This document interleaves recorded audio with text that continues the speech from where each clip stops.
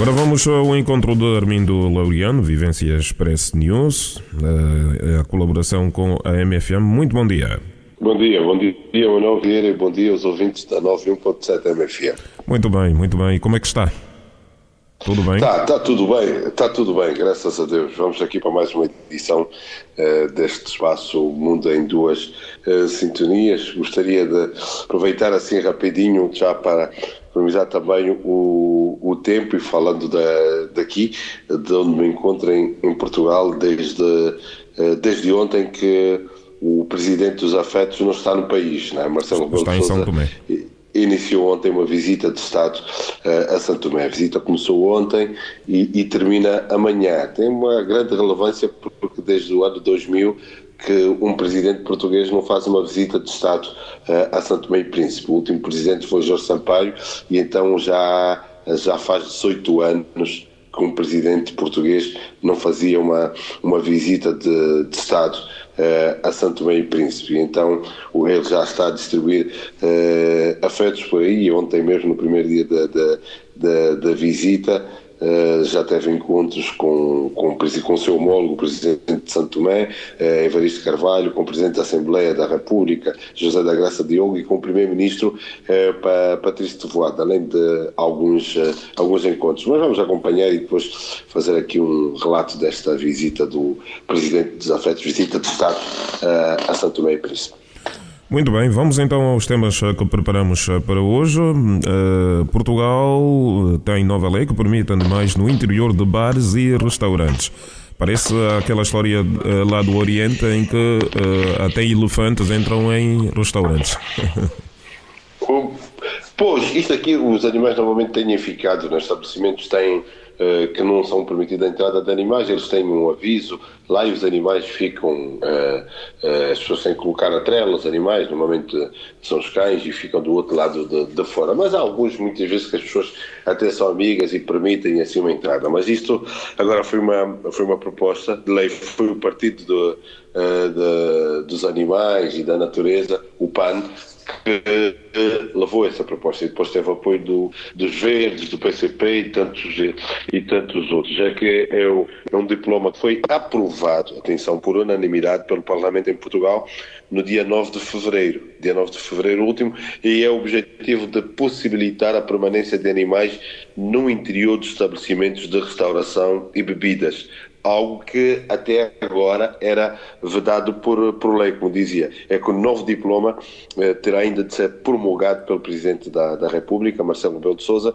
e entrará em vigor 90 dias após a sua publicação em Diário da República. Ou seja, é provável que na primavera Portugal se junte a muitos países europeus, e não só, que permitem a presença de animais no interior de estabelecimentos de restauração, né? Bares, restaurantes, então acaba por ser permitida. É que esta nova lei não será vinculativa, atenção, como sucedia, por exemplo, com a interdição de animais nesse espaço. É que a decisão competirá ao proprietário do estabelecimento, e aqueles que aderirem a esta nova forma de estar terão também de ter um dístico afixado à porta para que todos saibam com o que podem contar. É que nenhum animal poderá também andar à solta no interior dos estabelecimentos.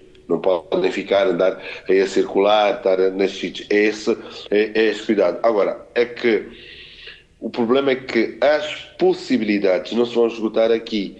E isso vai acontecer porquê? Porque os deputados optaram por não definir, há um problema nessa lei e que vai levantar grande polémica, optaram por não definir que espécies é que se aplica ao novo diploma, limitados a referir que esta lei abrange animais de companhia. Quer dizer, que é um conceito, o conceito de animais de companhia, Manuel Vieira, é um conceito que deixou de se aplicar apenas a cães ou gatos. Ao contrário é algo abstrato, não é? Posso levar um papagaio, por exemplo? Por exemplo, você pode levar um papagaio, uma cobra, por exemplo, lagarto. É que por exclusão, os animais de companhia são todos aqueles que não estão destinados a outros fins. É que isso e a definição que é exata, que está escrita na lei portuguesa, é que está a gerar muita polémica, é que na lei portuguesa entende-se por animal de companhia qualquer animal detido ou destinado a ser detido por seres humanos, designadamente no seu lar, para seu entretenimento e companhia. É que em Portugal existe pelo menos um destes animais em mais de 50% das casas. É que aqui é que o problema que há aqui é olhar, por exemplo, imagina quem tem, por exemplo, a seu cargo cobras e lagartos, como já tivemos aqui a falar, tartarugas, por exemplo, é que esses três podem ser animais de companhia, desde que a posse da respectiva esteja incluída nesse tipo de situação. Então, isto vai levar outra coisa que é preciso aqui dizer, o Manuel Vieira. Lares, por exemplo, na estimativa de lares com animais de estimação por país, a média que dá em Portugal, daqui que 57% dos portugueses têm animais de estimação em casa, ou animais de companhia. O país que tem a maior porcentagem no mundo é a Argentina, com 82%. Portugal aparece nessa listagem, não no top 10, no top dos 10, mas é o 13º por aí, com o 13º quarto, com 57%. É que, olhando para aqui, fazendo a estimativa toda de que eles têm, por exemplo, eles fizeram a distribuição por animais. Os dados do ano passado diziam que 41% dos portugueses, em termos de animais de estimação ou companhia, têm um cão.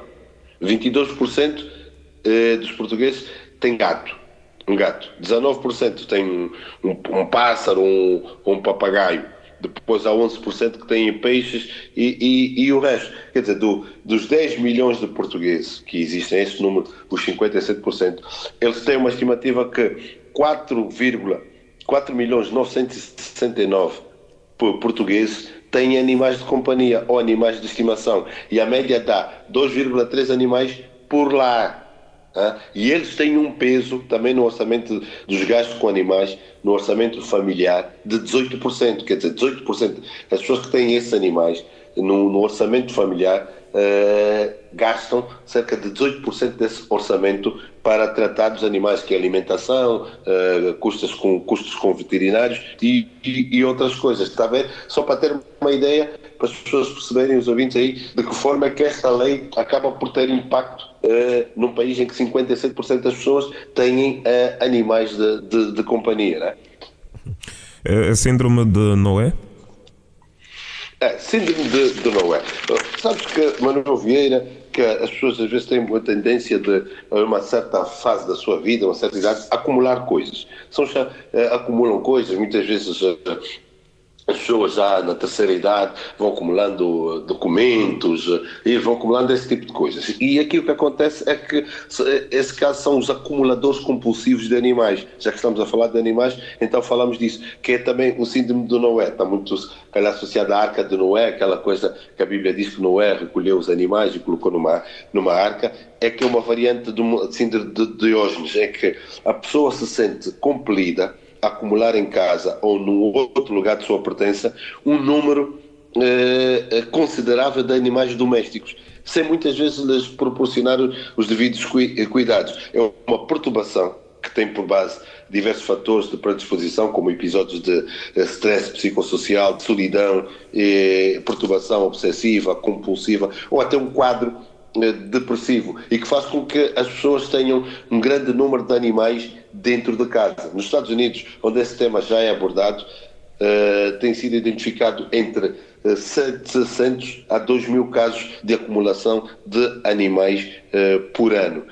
Aqui em Portugal, agora com esta coisa dessa lei, tem estado a falar muito disso, de situações do género. É que, por exemplo, há um caso que se fala aqui de algum tempo, é que foi encontrado aqui numa residência, aqui na zona da Almirante Reis, uma senhora que, por exemplo, tinha numa casa, acabou por recolher 180 gatos. Uma senhora que vivia num apartamento, um T1, e essa senhora era um T2, desculpe, tinha 180 gatos. Vivia sozinha? Sim, vivia sozinha. Acontece normalmente com pessoas com mais de 70 anos. Ela tinha 75, perto de 75, 76 anos, e vivia num T2 com com 180 gatos. Foram os vizinhos denunciar e esta senhora depois acabou sendo internada por houve um internamento compulsivo, porque ela não aceitou nada, teve que ser um internamento compulsivo. Os animais foram levados para a casa dos animais para ter uma capacidade de ali ficar. Então acontece, normalmente são pessoas que vivem em casas não muito grandes, apartamentos não muito grandes, mas como o perfil, o que se diz aqui é que normalmente isto atinge 2 a 4% da população, que é muito comum. E especialistas em saúde mental traçam um perfil, diz que são pessoas com mais de 60 anos, muitas vezes a viver isolada, sem famílias e vizinhos que se apercebam da necessidade de ajuda. Então vão tendo esse tipo de transtorno e que acabam por precisar de acompanhamento multidisciplinar, fazer psicoterapia, várias situações, porque depois acabam por transformar isso num caso de saúde pública. Por exemplo, uma mulher num apartamento com 2 quartos, 180 gatos, e houve casos de pessoas com vários animais, então vivem para compensar a solidão, a falta de companhia, desenvolvem esse tipo de distúrbio, que é o síndrome do Noé. Pois bem, já que estamos a falar de números, casamentos gay estão a aumentar em Portugal, no último ano 30%. 30%, não é? Será? Tem aquela legislação desde o ano de 2010, que houve a semana passada falámos da mudança de sexo e também agora da legislação que já permite aqui em Portugal. A mudança de sexo foi desde 2011 e depois houve essa legislação que já permite casamento em que se alterou a definição de casamento. Nós, por exemplo, em Angola, a definição legal de casamento é a união voluntária entre pessoas de sexo oposto. É aqui o elemento voluntário, ninguém pode ser forçado a casar e o casamento tem que ser considerado legalmente em Angola pessoas entre sexo oposto. Aqui também era assim, mas depois da entrada dessa lei teve de ser acrescentado algo à definição, que é uma união voluntária de pessoas de sexo oposto e do mesmo sexo. Aqui, assim, isto é que aconteceu, é que é o número decrescente de homens e mulheres, número crescente, melhor dizendo, de homens e mulheres que escolhem casar com pessoas do mesmo sexo. E os dados que foram disponibilizados pelo Ministério da Justiça em Portugal, referente ao ano passado, indicam que foram celebrados no ano passado 550 matrimónios entre pessoas do mesmo sexo. Quer dizer, um crescimento face ao ano de 2016 na ordem dos 30%. Então, em 2016 foram celebrados 422 matrimónios homossexuais, de acordo com dados do Instituto Nacional de Estatística de Portugal, e a subida é comum a homens e mulheres, mas é no sexo feminino que ganha maior expressão. Por exemplo, em 2016 foram realizados 173 matrimónios no feminino e no último ano foram 253, quer dizer, 173 em 2016, 253 casamentos entre mulheres no ano passado. Quer dizer, mostra uma subida de 46% no casamento entre mulheres. Nas uniões entre os homens, celebrados nas conservatórias de registro civil, o crescimento foi mais modesto. Houve em 2017 um total de 297 matrimónios masculinos, quando em 2016 foram celebrados 249, quer dizer, uma subida de 19% no casamento entre homens, contra uma subida de 46% no casamento entre mulheres. E os casamentos gay representaram 1,6% do total dos 33 mil casamentos que se realizaram no ano passado em Portugal.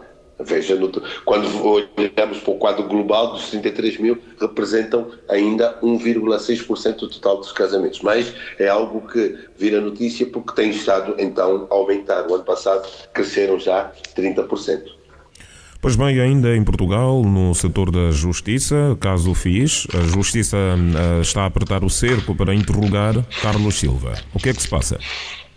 Pois, são novos desenvolvimentos desse caso FIS. Agora deixou-se de se mediatizar, de se falar tanto de Manuel Vicente, parece que Manuel Vicente, com todo o respeito e entre aspas, deixou de ser o patinho feio aqui para a imprensa, neste caso até o caso que é o caso FIS, que deixou até de ter o nome a nível da imprensa de caso FIS e passou a ser caso Manuel Vicente, como era assim chamado. É curioso que estava a dizer outro dia que este FIS é um gelado. Eu ainda me lembro, nos anos 80, quando aqui estava no Porto, ainda é um gelado da Olá, que tinha desaparecido. Depois houve um humorista português que falou disso, houve um saudosismo, e no ano passado, ainda no verão, andou aqui o FIS. É que muitas vezes a Polícia Judiciária dá nome aos casos, nomes muito sugestivos, e esse FIS parece que eram os gelados que um dos arguidos no processo e outro que foi também pelo Ministério Público, nesse caso, Orlando Figueira e Manuel Vicente, gostavam muito, e isso nas escutas eles colocaram aqui. Mas vamos a esse caso. Há um nome que aparece, que é o banqueiro luso-angolano, agora sim, por causa da dupla nacionalidade, eles agora já tratam luso-angolano, Carlos Silva. É que o coletivo de juízes que julga o processo FIS quer Carlos Silva presencialmente em tribunal, e já marcou 3 datas. Marcou a data de 6, 7 e 8 de março no Campos de Justiça, para o banqueiro luso-angolano ser interrogado pelos magistrados e também advogados que julgam o antigo magistrado do Ministério Público, Orlando Figueira. A questão de fundo é saber, afinal, quem contratou Orlando Figueira, que trabalhava no Departamento Central de Investigação e Ação Penal e que tinha a seu cargo os processos que visavam Manuel Vicente. O Ministério Público português diz que foi o antigo vice-presidente de Angola, Manuel Vicente. Mas Orlando Figueira e os outros arguidos garantem que não. Dizem que foi Carlos Silva que, num primeiro momento, depois o negócio teve a intervenção de Daniel Proença de Carvalho, que foi Carlos Silva então que terá sido o responsável pela cessação do contrato. Carlos Silva não pode ir a tribunal, mas o cerco continua a apertar-se, e há cada vez mais o risco do tribunal notificar o Banco de Portugal sobre o comportamento do banqueiro, que arrisca perder a licença bancária. Recorde-se que Carlos Silva já se disponibilizou apenas a depor a partir da sua casa, mas o consulado português em Luanda já veio dizer que o banqueiro pode ser ouvido naquelas instalações. Já há possibilidade, eles têm as condições, disseram, para ele ser ouvido ali por causa desse critério da dupla nacionalidade. Por esse motivo ele é português e angolano, tem essa dupla nacionalidade, e por esse motivo é que pode ser ouvido na embaixada ou no consulado português, que ficam, do ponto de vista da localização, no mesmo sítio, né, na Avenida de Portugal, mas pode ser ouvido naquele espaço, porque aquele espaço se rege pela nacionalidade portuguesa. Né? Então quero dizer que o cidadão está aqui entre nós. Está em Luanda. Carlos Silva está em Luanda. O tribunal tentou notificar aqui a sede do BPA ou também do BCP, que ele é vice-presidente, e eles disseram que, taxativamente, que ele não mora ali. Ele está em Angola, ora em Angola. Ele contactado, ele disse que estava disponível para o fazer por videoconferência. O que se diz aqui é que as autoridades tentaram enviar a carta rogatória e pedir apoio à PGR, mas a PGR, para fazer essa coisa, a PGR disse que não tinha condições, e ele disse que tinha para fazer essa videoconferência, né, por Skype, mas em casa. Mas o tribunal, depois houve o consulado português que se mostrou disponível para o fazer lá, o tribunal, não, desculpa, o consulado ou a embaixada, para fazer nesse sítio. Mas agora, aqui o coletivo dos juízes, não queremos isso, queremos mesmo presencialmente, e de tal forma que já avançou essas 3 datas, 6, 7 e 8 de março, o senhor tem de estar aqui, nós o queremos aqui, porque ele entrando cá será então grato como português, o critério da dupla nacionalidade. Ele é angolano em Angola e é português em Portugal. Mas atenção que ele também aqui diz nas notícias que Carlos Silva já constituiu 7 advogados no processo FIS, e esses advogados dizem que ele tem de ser notificado na sua casa em Angola. Mas Angola continua, segundo aqui se diz, sem responder às cartas rogatórias. Muito bem, a Disney é a marca mais valiosa no setor dos mídia e do entretenimento. São milhões. São milhões. Fica aqui um desafio ao Manuel Vieira para tentar saber qual é a marca mais valiosa no nosso país do setor dos mídia, né? Mas uma das grandes marcas, não sei o valor, mas que vai surgindo esta marca a nível do setor dos mídia, e marca MFM, uma marca jovem, mas de qualidade. É verdade. Obrigado pela parte que nos toca. A todos. Não, o valor acima de tudo, dos seus recursos humanos, né? Aqui Exatamente. a Disney fala-se muito dos recursos financeiros, mas eu dos vossos recursos humanos. E a Disney é a marca mais valiosa do setor dos mídias e entretenimento, porque ela está avaliada em 32,6 mil milhões de dólares. Foi um estudo feito pela Brand Finance Media 25, como a marca mais valiosa entre as empresas do setor dos média e entretenimento. O estudo fez uma avaliação de um total de 500 marcas, atribuiu à Disney um índice de força de marca de 92,3, o que coloca a marca em destaque também no ranking geral, apesar de ter visto o seu valor financeiro de ser 5%, mas com perspectiva de reforçar a posição caso se concretize o negócio de aquisição de uma parte significativa de outra empresa de mídia, que é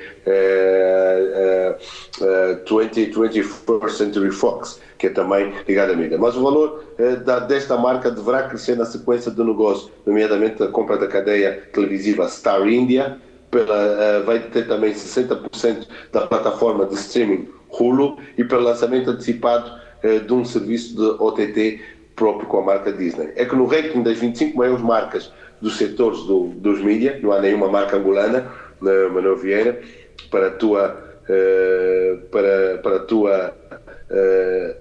o teu desagrado e insatisfação, não há nenhuma marca angolana, do setor dos mídias, a Fox surge no segundo lugar. A Fox está avaliada em 17 mil milhões de dólares, enquanto o pódio fica completo com a presença da NBC, no terceiro posto, com uma avaliação a rondar os 14,8 mil milhões de dólares. E o top 5 fecha com a Universal. A Universal são estúdios, né? O cinema tem 12,1 mil milhões de dólares e com a CBS com 10,5 mil milhões de dólares. A única marca de mídia não americana no top 10 é a British Broadcasting Corporation, BBC. É a estação pública britânica, surge no 8º lugar. A BBC está avaliada em 5,7 mil milhões de dólares. E apenas no 18º lugar surge um canal francês, que é o canal que é a empresa que cresce mais rápido, o canal de televisão francês, mas que cresce mais rápido e tem aumentado um valor de mercado. Mas atenção que neste top 10 temos ainda cadeias como a ABC, temos a Warner Brothers, temos a ESPN, que é de desporto, Reuters. Bom, agora algumas... Sim, pode prosseguir. Estava a ouvir com alguns cortes. Sim, pode prosseguir. Sim. Terminei. Muito bem. Então, já que o tempo urge... Sim, de um livro, Heróis Anónimos, sobre jornalismo. É amanhã na Casa de Imprensa. É uma trilogia, na realidade. Este é o terceiro e último que fecha essa trilogia. Já o primeiro, que foi jornalismo de agência, que fala da história da ANOP e da ANP, de 1975 e 86. Depois o segundo falou da história da Lusitana e da ANI. E este que vai ser lançado amanhã, que é da Perfil Criativo. O livro tem 3 autores. É o Wilton Fonseca, que já é brasileiro, vive em Portugal há muito tempo, trabalhou em Angola também, nas Nações Unidas, na área de comunicação. Mário de Carvalho e Santos Gomes. E este, Heróis Anónimos, fala do jornalismo de agência, é depoimentos de 1975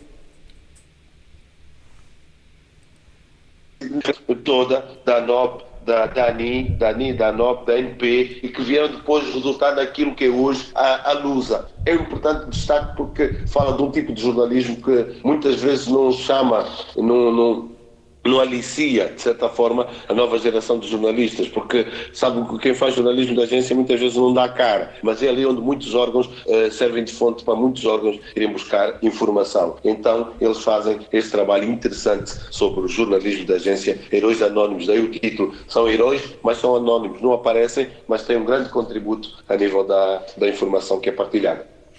Muito bem, então até a próxima sexta-feira. Um bom dia para ti. Bom dia para ti também, Manuel Vieira, um grande abraço e tudo bom para os ouvintes da MFM. Então, depois, hoje ao meio da manhã, teremos então esta nossa conversa já disponível na página da Vivências Press News. Muito obrigado, um abraço. Um abraço para o Melo Liras, em sintonia, o Eduardo Soeiro, Marcial Batumina, o Veloso, ainda o José Mendonça Francisco e o Hélio Melo Pinto. Ainda o Paulo Maia e o Nelson Lopes, aqui na nossa sintonia. Bom dia, até já.